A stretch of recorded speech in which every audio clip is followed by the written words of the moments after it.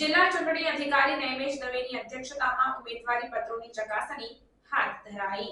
21 ઉમેદવારોએ નામાંકન કર્યું, જેમાં ચકાસણીમાં ભાજપના કૌશલ્યા કુંવરબા પરમાર, કોંગ્રેસ રાજેન્દ્રસિંહ કુપાવત અને અપક્ષ ઉમેદવાર નરેન્દ્રસિંહ પરમાર મળી કુલ 3 ઉમેદવારોના ઉમેદવારી પત્ર અમાન્ય ઠર્યા હતા, જ્યારે અન્ય એક અપક્ષ ભૂપેન્દ્રસિંહ ઝાલાએ ઉમેદવારી પરત ખેંચતા 17 ઉમેદવાર માન્ય રહ્યા હતા। ઉલ્લેખનીય છે કે તારીખ 22 એપ્રિલના રોજ ઉમેદવારી પરત ખેંચ્યા બાદ આખરી ચિત્ર સ્પષ્ટ થશે।